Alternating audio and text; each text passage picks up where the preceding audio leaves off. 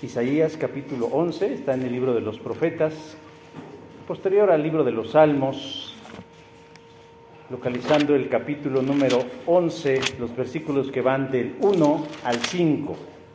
Ya hicimos la lectura al comienzo, pero los invito a que lo busquen porque ahí nos vamos a estar ubicando en la reflexión de esta hora, que también, como dije al principio, pues es el cuarto domingo previo a la fiesta de la Encarnación, de la fiesta de la Natividad, o conocida más coloquialmente como la Navidad, o sea, así sin D.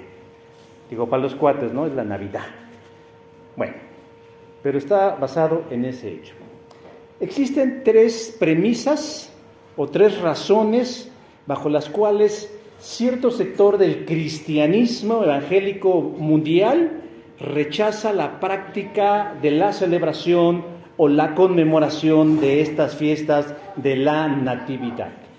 La primera de ellas es su aparente origen pagano, porque hay quienes ven en los íconos representativos de la Natividad y otros más un vínculo con los cultos a las deidades solares de otras culturas. Entonces, fúchila, ¿no? Por eso no celebramos la Natividad.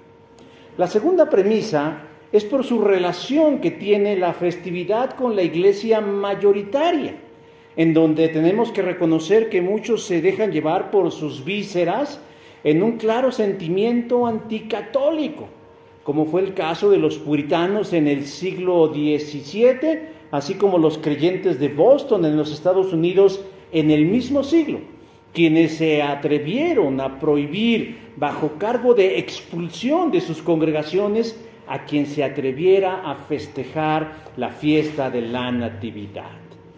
Pero la tercera razón, y en esta tercera razón yo creo que inclusive se unen los no creyentes, es que se rechaza la fiesta de la Natividad por su abierta y cínica secularización, dejando fuera todos los elementos bíblicos o espirituales que pudieran componerla. Porque cuando miramos a nuestro alrededor en estas fechas, ya es difícil reconocer lo que significa la celebración original. Navidad significa nacimiento, y nacimiento de Jesús.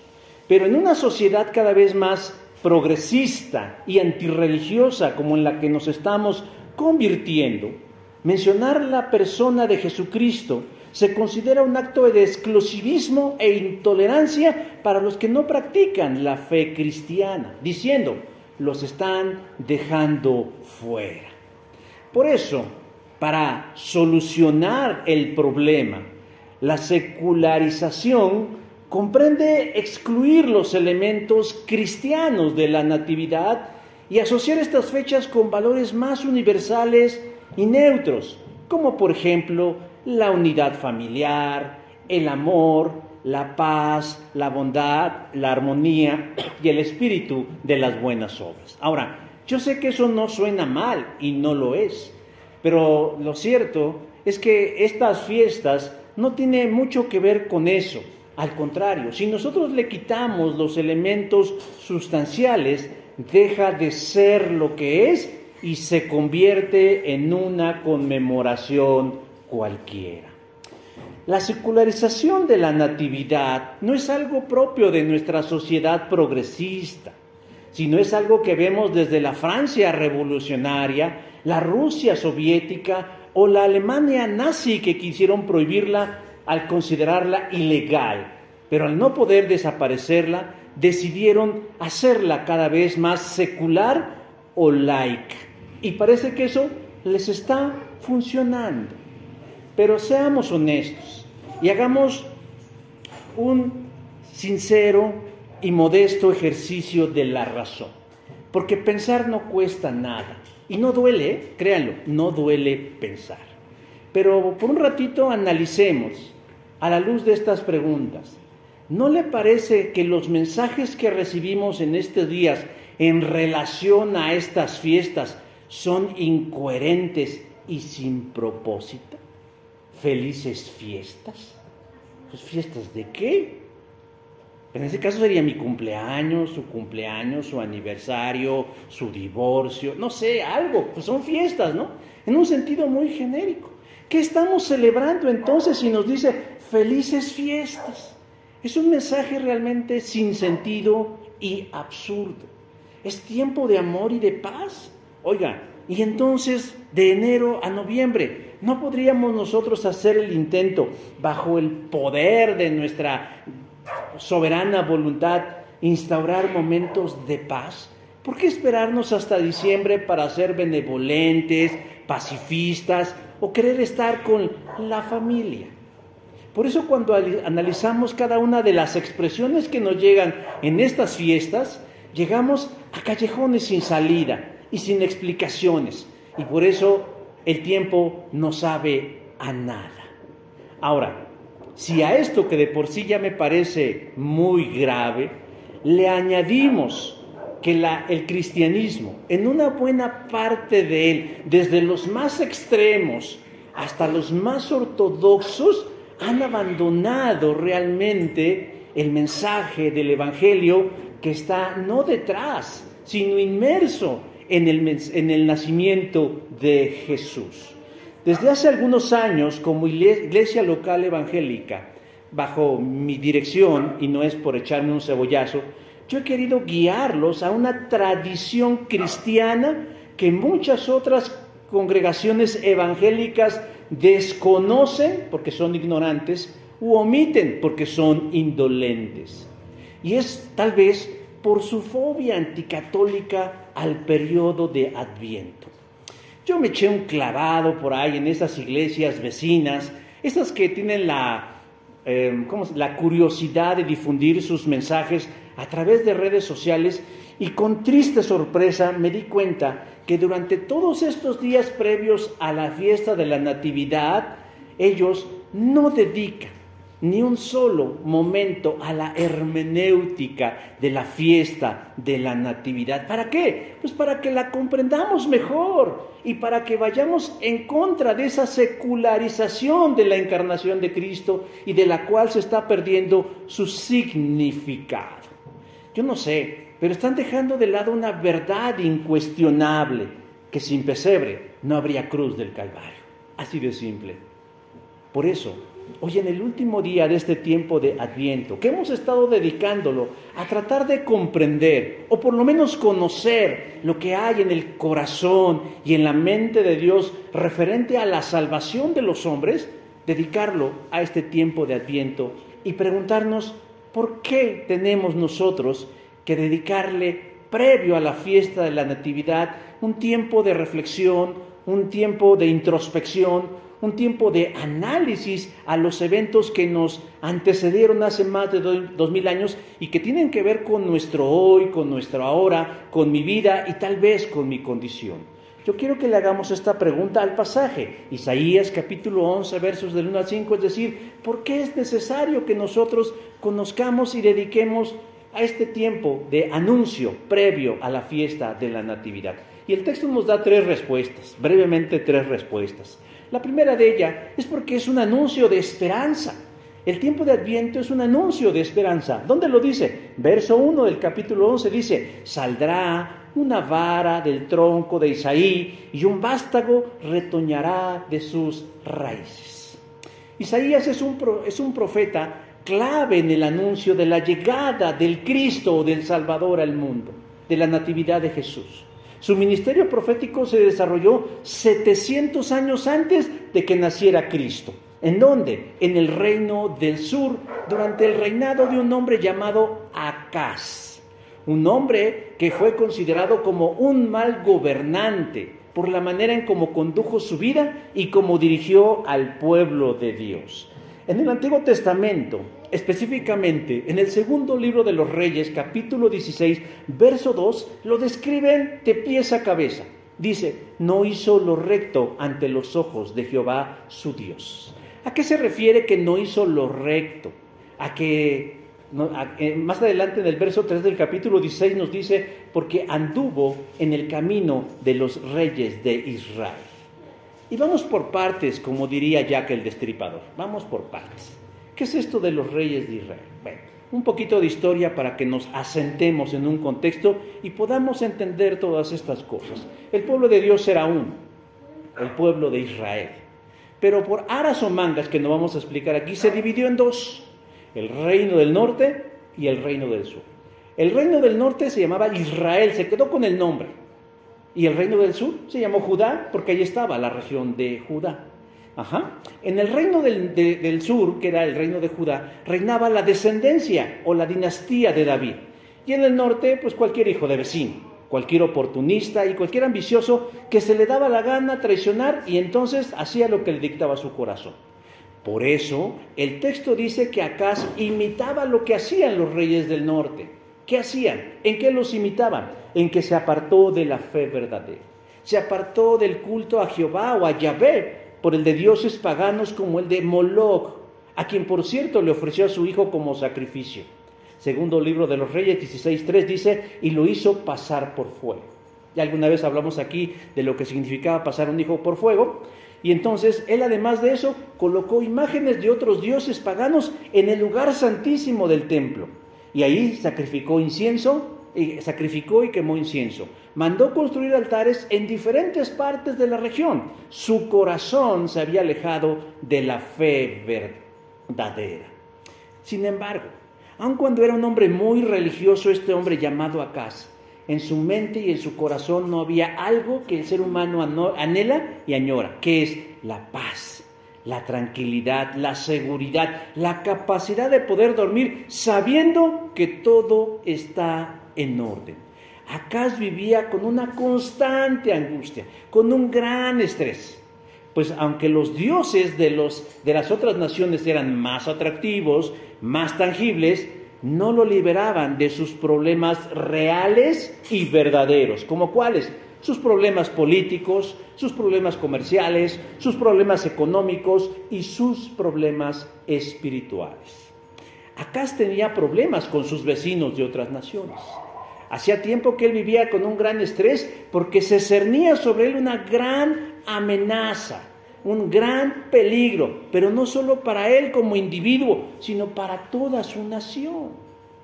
Resulta que Acaz tenía dos vecinos, un hombre llamado Resín, que era el rey de Siria, y Pecá, que era el rey del norte de Israel. Ambos lo buscaron a Acaz para crear una alianza militar y pelear contra el rey de los asirios, Tiglat-Pileser III, quien era un tirano que ejercía terror y dominio sobre ellos. Les cobraba altos impuestos y de no pagarlos los maltrataba. Pero Acaz no quería pelearse con el grande. Así que les dijo a sus vecinos, ¿saben qué? Yo con él no me voy a pelear. Al contrario, ¿qué creen? Me voy a poner de su lado. Porque a veces más vale estar del lado de un buen enemigo que de un mal amigo. Eso pensaba Acaz. Siria e Israel no le tomaron a bien su decisión a Acaz. Y antes de emprenderla en contra de los asirios, ellos se confabularon y dijeron, ¿no quieres estar con nosotros? Pues órale, pues, contra ti. Cuando Isaías llega a hablar con Acaz, Judá ya había sido golpeada por los sirios y por los israelitas, los del norte. Tenían sitiada la ciudad de Jerusalén y él no sabía qué hacer, a dónde ir. No dormía, no comía, no vivía, no estaba tranquilo. Y entonces buscaba una respuesta. Y es entonces cuando hace su aparición el profeta Isaías, enviado por Dios hacia ese hombre, no porque fuera bueno, sino porque Dios tenía un plan para ese pueblo. Porque los ojos de Dios ven más allá de lo que nosotros podemos mirar. Entonces, en ese momento, el profeta Isaías le trae un mensaje, le trae palabras de Dios a Acaz y al pueblo de Judá, para el futuro inmediato, pero también para el futuro tardío. Para el futuro inmediato decía que iba a nacer un niño, un futuro gobernante, quien sería Ezequías, y quien en su tiempo haría que las cosas volvieran a la normalidad, pero solo por un tiempo. Pero la profecía de Isaías va más allá de los meses o de las décadas, iba 700 años adelante, en el advenimiento, en el anuncio de un Mesías, de un Salvador que los liberaría y que resolvería todos los problemas de ellos. Pero ¿qué creen? Aún más allá, todos los problemas de las personas que se allegaran a él. Acaz no entendió la perspectiva de las palabras de Isaías. Y la verdad es que no nos importa que no las haya entendido. Hoy las entendemos nosotros y eso es lo que importa. Y en medio de su mensaje, Isaías le dejó entrever el futuro a Acaz, tanto en el norte como en el sur. Y le dijo, en el futuro ya todo está decidido. En unos meses la nación de Israel será destruida. Los asirios, esos con los que quería él pelear, vendrán sobre él y los destruirán. Arrasarán sobre ellos y los dejará irreconocible. Su identidad y su orgullo se disolverá al punto que ya no sabrán quiénes son. Y eso es muy lamentable. Obviamente que en todo eso, en ese proceso habrá horror, muerte y pérdida. Mientras tanto, al reino del sur o de Judá le correspondería algo distinto, pero igualmente ejemplar. En el futuro cercano llegarían los babilonios bajo el mando de Nabucodonosor y ejecutaría el juicio de Dios, en donde también habría muerte, dolor y destrucción. Solo que con una gran diferencia: el reino del sur no iba a desaparecer, sino que a partir de ese momento sería esclavo de otros reinos que los dominarían. Primero los babilonios, luego los sirios y posteriormente los romanos. Ese es el futuro para inmediato y tardío para el pueblo de Dios. Y era un futuro que no pintaba para pie. Pero bueno, venía de parte de Dios. ¿Se imagina usted que de pronto alguien viniera y le dijera, el próximo año te va a ir muy mal? Te van a venir enfermedades, vas a perder el trabajo. Bueno, se te va a romper una pata y te va a quedar chueca. Ya no la vas a volver a tener igual. O sea, una serie de calamidades. Yo le pregunto, ¿cómo se sentiría usted? Emocionado. Dice, ay, qué bueno que ya llegue el 2023. Que ya venga el 2020. No, pues al contrario, pues, que lo hacemos más para allá. Pues se sentiría mal, pesimista, abatido, desesperado, ansioso. Dependiendo de su temperamento, usted sabría cómo lo manejaría, pero la gran mayoría tendríamos una gastritis o una colitis que no nos dejaría vivir tranquilo. Estaríamos, en una palabra, desesperanzados.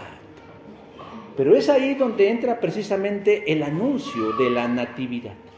Porque en medio de todo eso, Dios da una poderosa esperanza, verso 1. Saldrá una vara del tronco de Isaí. El profeta está asemejando a Judá como un árbol seco, cuyo tronco está tirado en el piso, seco y resquebrajado. ¿Quién de aquí ha visto un árbol muerto? Yo. Un árbol muerto. En la casa donde estamos, donde vivimos, hay un ciruelo que ya cumplió su ciclo de vida. Ya se murió. No nos habíamos dado cuenta, pero ya se murió. ¿Cómo sabemos que está muerto? No solamente porque ya no da hojas, sino cuando intentábamos podarlo, las ramas están secas, están duras, están frías y obviamente no produce nada. Obviamente la lógica y el sentido común nos dicen, pues de ahí no va a salir nada, ni una hojita.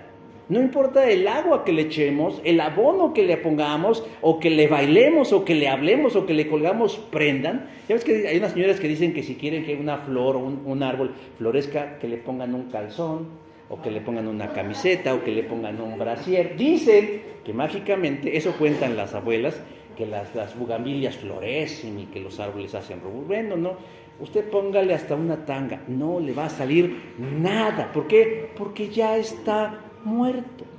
De esa manera el profeta le dice a ellos, ustedes son como un árbol seco y muerto, no les va a salir ni una sola hoja, ustedes están, como dirían los niños, están moridos, así quedarán. Y Dios promete que aun cuando parezca que todo terminó, Él hará brotar de algo que está muerto vida. Saldrá una vara del tronco de Isaí. Él hará salir algo vivo en medio de lo muerto. ¿De qué habla el profeta? La misma línea de David, de la misma línea de David, vendría y se daría una nueva oportunidad. Alguien vendría de esa dinastía a darle al pueblo y a la humanidad otra oportunidad. Algo nuevo, un nuevo comienzo. Ellos fracasaron, se equivocaron, pecaron, fallaron, todo lo hicieron mal. Pero Dios dice, en un tiempo de eso seco saldrá un vástago, un retoño, un renuevo. Pero me llama la atención que menciona a Isaí y no a David, porque obviamente ya toda la descendencia directa de David estaba muy desprestigiada. Y por eso tuvo que hacer referencia al padre de David diciendo, de esa línea vendrá un renuevo, un retoño, un vástago que traerá vida desde su misma raíz. ¿Qué significa esto? Que en el tiempo del anuncio, del Adviento, es un tiempo en el que se nos habla de una esperanza. Aun cuando todo está mal y a punto de terminar, aun cuando viene alguien y te dice, ya todo se acabó, Dios viene y te dice, no, lo mejor aún está por comenzar. Yo sé que los analistas políticos, los sociólogos, los politólogos, es más, los adivinos, los brujos, los agoreros, los profetas nos dirán que el 2023 es un año pésimo para hacer muchas cosas. Pues tal vez sí, pero Dios dice que en Jesús nosotros podemos siempre esperar que de lo muerto salga una esperanza. Dios tiene algo bueno, hermanos. Dios tiene algo bueno y eso es real en Jesucristo. Porque Él sería ese vástago que haría retoñar desde la raíz lo que ya está muerto. Está muerta nuestra vida, está muerta nuestra familia, está muerta nuestra esperanza. Si nosotros confiamos en Jesús, Él dice, aún de eso que está muerto, yo haré salir un retoño desde la misma raíz y es una prueba de una nueva esperanza. La segunda cosa que nos dice el pasaje en relación al Adviento, de por qué debemos ocuparnos de este tiempo de Adviento, además que es un tiempo de esperanza, es porque nos anuncia la llegada de alguien, de un Mesías. Versículo 2 dice, reposará sobre él el Espíritu de Jehová. Acá se está muy preocupado por lo que le está pasando. Siria e Israel están a las puertas de su casa dispuestos a atacarlo, porque no quiere aliarse contra los asirios. Pero a razón de esto Dios envía a su profeta Isaías y a partir del capítulo 7 de su libro en Isaías viene una serie de mensajes conectados entre sí acerca de cómo Dios resolvería su problema y nuestros problemas. Y comienza una controversia que ya ha sido resuelta. Porque quienes leen Isaías a partir del 7 al 12 dicen, bueno, eso que dice Isaías del 7 al 12, ¿ya se cumplió? ¿Sí o no? ¿O en quién se cumplió? Se cumplió, como decía yo hace un momento, en el futuro inmediato y en el futuro tardío. En el futuro inmediato porque efectivamente nació un niño llamado Ezequías, quien sería un buen rey y trataría con todas sus fuerzas de redireccionar al buen camino al pueblo de Dios. Pero eso era algo como muy local. Dios quería llegar más allá. Está anunciando la llegada de alguien que cambiaría la condición no solo del pueblo de Judá, sino del pueblo, de cualquier otro pueblo y de cualquier otra persona. Claro, empezó por el pueblo de Israel, pero después hasta lo último de la tierra. Cuando Isaías profetizó sobre estas cosas, no habló solamente sobre resolver problemas locales, sino problemas mucho más grandes que esos. Yo por eso coincido mucho con mi filósofo favorito, Jonathan Ramos, quien dice que nosotros debemos optar siempre por un punto intermedio. Dios proveyó ayuda para ese momento, pero Dios también proveyó ayuda para los tiempos futuros que ya nos alcanzaron. El mensaje de Isaías son palabras proféticas que van más allá de lo local y más allá de la época, porque representa un problema que nos atañe a todos, a todos. ¿Sabe cuál es? El juicio de Dios por nuestro pecado. En el capítulo previo al 11, Isaías menciona un elemento fundamental de cómo Dios resolvería nuestro problema. Porque dice, he aquí la Virgen concebirá y dará a luz un niño. Isaías 7:14. Y ya desde ahí nos está diciendo cómo va a resolver el problema. ¿De qué manera? Pues a través del nacimiento de alguien de forma milagrosa. ¿Por qué milagrosa? Porque dice, he aquí una virgen concebirá.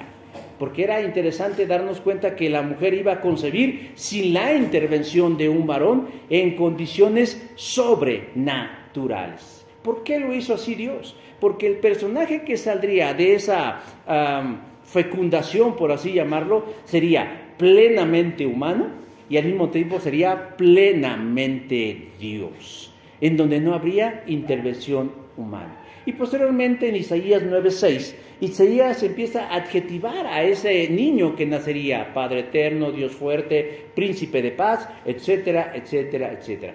¿Quién es ese personaje? Ese personaje, a la luz de los hebreos, es el Mesías prometido, o el Cristo en griego, o el Salvador en español, el idioma que usted quiera. Mesías en hebreo, Cristo en griego, o Salvador en español.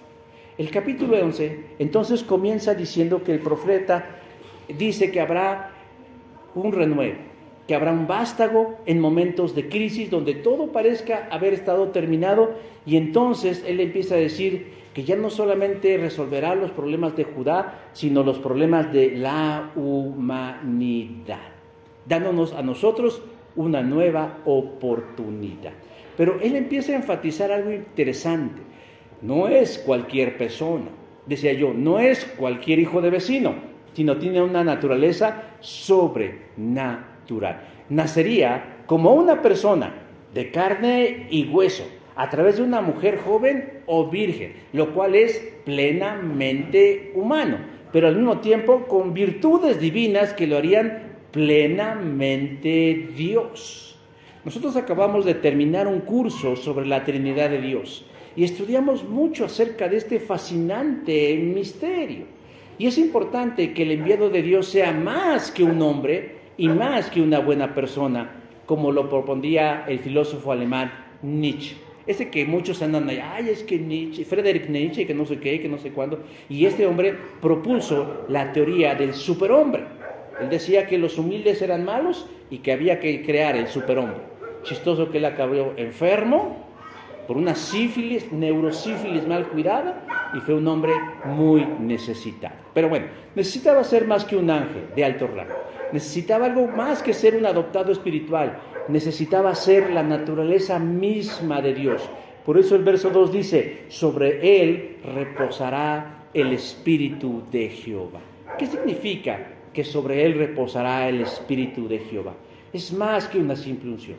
Isaías revela 7 virtudes, 7 características o cualidades de la deidad, recordando que el número 7 en la simbología bíblica, ¿qué significa? Totalidad o plenitud. No en la numerología, no existe la numerología bíblica, Eso es pagano, eso es herético, eso es una blasfemia en contra de Dios.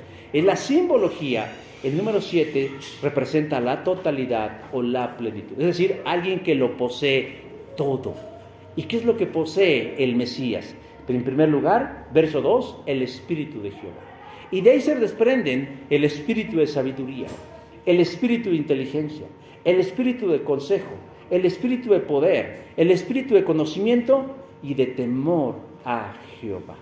Desde luego que las virtudes del Espíritu Santo son muchas más, pero ya con esas 7 se encierra o se engloba la totalidad de la esencia divina. O sea que este individuo, este que nacería, poseería la totalidad de la naturaleza divina. El problema nuestro problema es de dimensiones enormes, por lo cual la solución requiere a alguien de dimensiones enormes.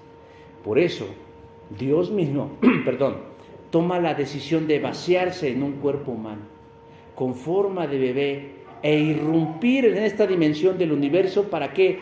Para salvarnos. Yo no había entendido muy bien este concepto del vaciamiento hasta que leí a San Pablo en su carta a los Filipenses capítulo 2, verso 7, que dice: se despojó de sí mismo, tomando forma de siervo, hecho semejante a los hombres. La palabra clave aquí es la palabra griega que es keno, que significa vaciarse en otros. Y voy a explicarlo en una forma que creo que todos conocemos. Todos hemos comido gelatina. Y creo que a nadie se nos dificultaría hacer una gelatina. ¿Qué se necesita para hacer una gelatina además del agua? Pues la gelatina misma. ¿Y qué más se necesita además de la gelatina? Un molde en donde echar la gelatina. Cuando nosotros preparamos la gelatina, que la ponemos en agua hirviendo y vaciamos la gelatina o la grenadina y le movemos hasta que se disuelve, ese líquido tiene la esencia de la gelatina. Cuando la vertemos sobre un molde, el molde que usted quiera, cuadrado, rectangular, redondo, en forma de estrella, en forma de árbol, en forma de oso, en lo que usted quiera, ¿qué hace la gelatina? Toma la forma del molde en la que está. Pero sigue siendo una gelatina. No nos comemos el molde, nos comemos la gelatina. Bueno, esta es una forma muy sencilla y muy común de tratar de explicar la kenosis, o el despojamiento, o la encarnación. Dios con su esencia y su substancia divina vino y se vertió sobre un cuerpo humano de un bebé y tomó la forma de ese bebé, pero su esencia divina era la de él, en un cuerpo de carne. Por eso podemos decir que es esencialmente Dios y esencial y plenamente un ser humano, porque Él se despojó con el único propósito, con la única finalidad de que nosotros tuviéramos salvación y vida eterna. Esto sucedió, o más bien esto se anunció 700 años antes de que se cumpliera. Y Acaz no lo entendió. Y decía hace un rato, y no nos importa que no lo haya entendido. A mí me importa que ustedes lo entiendan y que hoy en día lo comprendan, del gran valor, de la gran trascendencia y del gran peso que tiene el nacimiento de Cristo y de por qué debemos festejar y sentirnos contentos. Me da mucha alegría reunirme con mi familia, ver a gente querida, que me regalen cosas, me encantan las luces, me encanta la comida, me encanta el jolgorio y todo lo que hay. Pero si no es a razón de algo tan grande como que Dios mismo se hizo hombre para que usted y yo y los que amó se salven y vivamos en la eternidad con Cristo, entonces, hermanos, no es más que una vulgar pachanga. Y para eso no necesitamos hacer tanta payasada. Hermanos, Cristo llegó como un Mesías, como un Salvador por nosotros, y ese es un regalo inmerecido. Por último, ¿por qué debemos dedicarle un tiempo al Adviento? Pues porque es un mensaje de esperanza, porque nos habla del Mesías y porque es un mensaje de justicia. Versículo 3 dice, juzgará con justicia. Ya vimos que el rey Acaz la está pasando mal y sufre por lo que le está sucediendo. Él y su pueblo están siendo quebrantados por los sirios y los del reino de Israel. ¿Y qué hay? Hay lágrimas, hay temor, hay dolor, hay incertidumbre. Y yo creo que todos los del pueblo, al saber que hay eso, se sienten mal.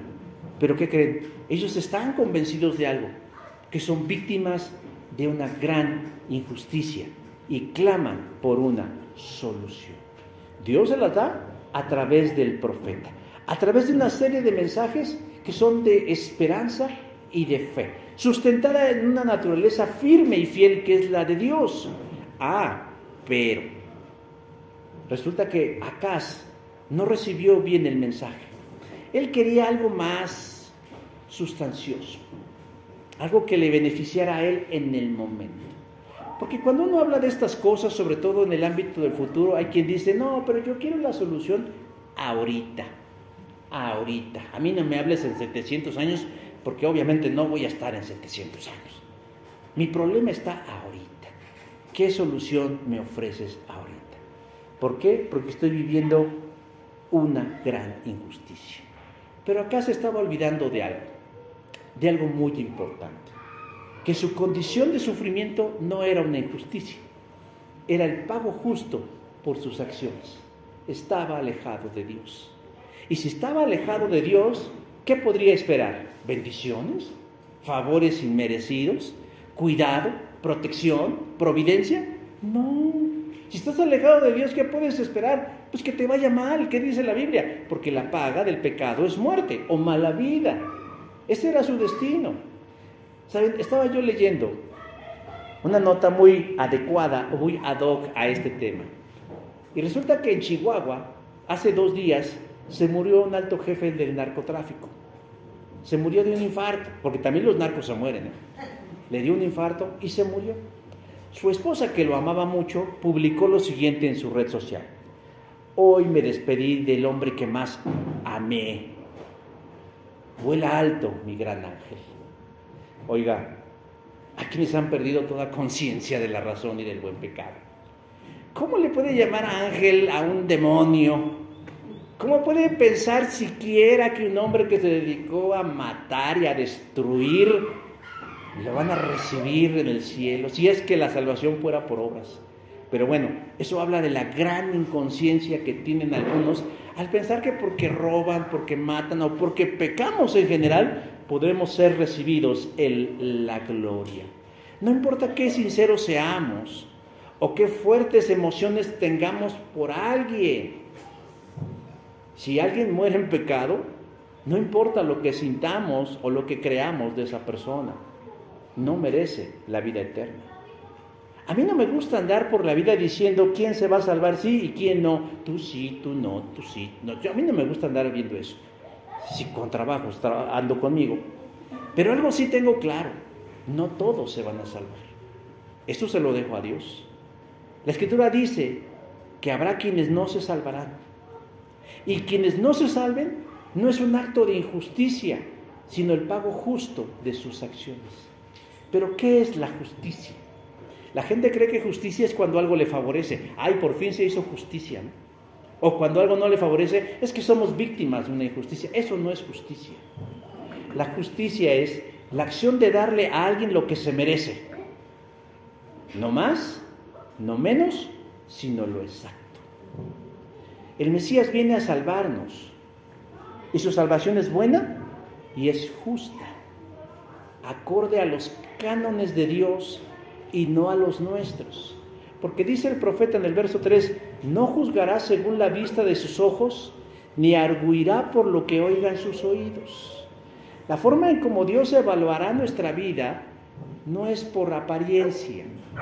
Ya lo dijo el filósofo y matemático René Descartes, que usted no debe confiar en sus sentidos, porque sus sentidos los engañan. Es que yo lo vi, no importa que lo hayas visto, tú puedes ver lo que quieres ver. Es que yo lo escuché, no importa lo que escuches, a veces tu oído te puede engañar. Es que yo claramente lo sentí, tampoco. Los sentidos no se engañan. Nosotros no podemos llegar delante de la presencia de Dios y decir, es que yo vi, yo sentí, yo creí, yo imaginé, yo supuse, porque esa es nuestra propia justicia. Él nos juzgará conforme a su justicia. Y la justicia de Dios es mucho más alta, mucho más estricta y mucho más recta de lo que nosotros podamos imaginar.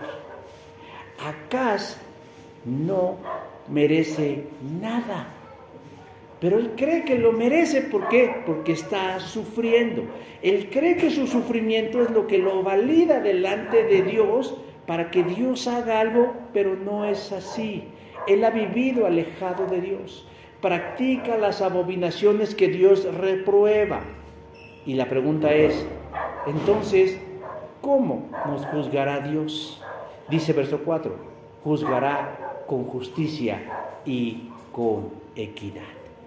Dios no me va a tener por culpable por ser pobre o rico, por ser hombre o mujer, por ser rico o ser pobre, por ser sabio o por ser neófito. O sea, Dios no se va a fijar en esas cosas. Él juzgará parejos, porque hay pobres malvados, porque hay ricos malvados, porque hay mujeres perversas, porque hay hombres perversos, porque hay sabios perversos y hay ignorantes perversos. O sea, esos no son los parámetros bajo los cuales Dios nos va a juzgar, sino los de Él. ¿Y qué creen? Eso nos coloca en un problema grave, porque entonces nadie nos vamos a salvar. Nadie. Por eso una vez un hombre se acercó a Jesús y le dijo, ¿qué bien haré para ganar la vida eterna? Mateo 19:16. Y Jesús le dio una lista de indicaciones, ¿no? Honra a tu padre, a tu madre, no digas mentiras, bla, bla, bla, bla, bla. Y el hombre le dijo, desde mi infancia yo he cumplido religiosamente con todas esas cosas. Y Jesús le puso un reto más grande diciendo, bueno, pues deshazte de todo aquello que te da seguridad y sígueme. Y dice la historia que el hombre no pudo hacerlo y no lo siguió.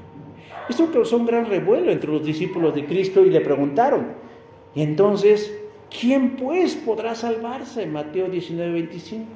Y yo os pregunto lo mismo, bajo lo que yo acabo de mencionar en relación a la justicia de Dios, ¿quién podrá salvarse? Nadie, nadie, ni mi abuelita, aunque sea muy buena persona, ni mis hijas, aunque sean las más hermosas del mundo, ni a nadie.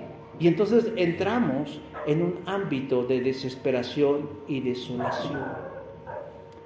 Pero para eso Dios anunció la llegada de un Salvador, de alguien que nos iba a enjuiciar, sí bajo las normas de Dios, pero a través de Él. Jesús dijo en Mateo 19:26, para los hombres esto es imposible, pero para Dios todo es posible. ¿Qué significan esas palabras? Que el criterio del juicio al que nos vamos a enfrentar hoy, mañana o el día que sea, el criterio que Dios va a usar para juzgarnos ya no van a ser nuestras obras, va a ser Jesús. Dice verso 5, y será la justicia el cinto de sus lomos. Jesús murió en una cruz por eso, pero para eso tuvo que haber nacido y haber estado entre nosotros 33 años y medio aproximadamente y mostrarnos con sus acciones y sus palabras que Él es el camino, que Él es la verdad y que Él es la vida. Y que en Él cualquier juicio que Dios ejecute en nuestra contra no solo será inválido, sino será cumplido, porque ya toda la justicia de Dios recayó sobre sus espaldas, recayó sobre sus manos, recayó sobre sus pies y recayó sobre sus costados, para que usted y yo seamos hallados, ¿qué? Inocentes. Y este mensaje, que es el mensaje de la natividad, que es el anuncio del nacimiento del Mesías, del Cristo, del Salvador, es lo que a nosotros debe generarnos gozo, alegría, esperanza, fortaleza, ánimo, ganas de seguir adelante. Que se va a devaluar el peso, no me importa que se devalúe todo, pero que va a haber más inseguridad, que haya la que quiera, que ruja el infierno, porque el Señor ya me salvó, ya me sanó, y lo que suceda con mi vida a partir de hoy está en las manos del Creador. Si me asaltan, si me quitan, si me roban, el Señor sabe por qué, porque estoy en las poderosas manos de mi Señor y de mi Salvador. Acaz no entendió el mensaje, pero a mí me interesa que ustedes lo entiendan. Acaz no lo recibió bien, rechazó al profeta, se alió con Tiglat-Pileser II y pagó un precio muy alto. Sí, se liberó de Rezín y de Pekah, pero se echó encima el compromiso de un tirano peor de los que había vivido. Yo quiero que aprendamos algo, que podemos hacer dos cosas después de saber esto, que podemos seguir estando como somos, pero no quejarnos, o de tomar la decisión de abrazar el anuncio de la natividad y hacerle caso a la atención de su salvación. Jesús puede cambiar nuestra vida. Jesús quiere cambiar nuestra vida y Jesús desea hacerlo a través de su nacimiento. ¿Cómo? Naciendo nuevamente espiritualmente en Jesús. Amén. Yo les invito a que se pongan de pie, a que hagamos una oración en esta hora, a que cerremos nuestros ojos, a que le pidamos al Señor en esta hora que levante su oído a nuestra voz y le podamos decir: Padre Santo, en esta hora te agradecemos por la exposición de tu palabra compartida en este momento, para que llegue no solo al oído físico o a la mente cognitiva, sino que pueda llegar al corazón, a la voluntad, al alma, al espíritu, y podamos ser transformados. Y darnos cuenta que este tiempo, Señor, va más allá de las luces, los colores, los aromas, las reuniones, la unidad y toda esa serie de sentimientos bonitos y nobles que podamos experimentar. Que realmente la alegría, el gozo, la felicidad, la dicha es generada por una noticia tan grande, tan fabulosa, tan extraordinaria, que nace de una esperanza. Que de lo muerto, Señor, tú haces nacer vida, Señor. Que de en medio de lo extraordinario, Padre, tú has enviado a tu Hijo Jesús, que vaciaste tu naturaleza, tu sustancia divina en el cuerpo de un bebé, Señor, para que naciera y posteriormente fuera entregado en sacrificio por el perdón de nuestros pecados. Y también reconocer que no seremos juzgados ya por nuestra justicia, que seremos, Señor, juzgados por la obra de Cristo en la cruz del Calvario, que seremos realmente, Señor, aceptados en la gloria venidera, no, Señor, por lo que somos, ni por lo que hemos hecho, sino por en quien depositamos nuestra confianza y en quien hemos nacido espiritualmente. Señor, yo te pido en esta hora que, a diferencia de aquel hombre llamado Acaz, que no solo no entendió el mensaje, sino que no lo recibió y lo rechazó, en esta hora, Señor, que se abra una mente y se abra un corazón y se abra una vida y se dé la oportunidad de, con los brazos abiertos, con el corazón abierto, con la mente abierta, de permitir que Jesús venga a morar, a nacer, a crecer, a leudar en su vida y poder saltar para vida y salvación eterna. Pero además de tener una fe más allá de una fe genérica, una fe poderosa, una fe espiritual, una fe salvadora, una fe transformadora que únicamente procede del mismo corazón de Dios. Te bendecimos, te glorificamos y te exaltamos, porque tú eres el motivo de nuestra alegría, de nuestra dicha y de nuestra felicidad. Gracias, Señor Jesús, por venir a nacer, no solo en esta tierra, sino también en nuestras mentes y en nuestros corazones. Amén. Amén. Gracias. Dios les bendiga.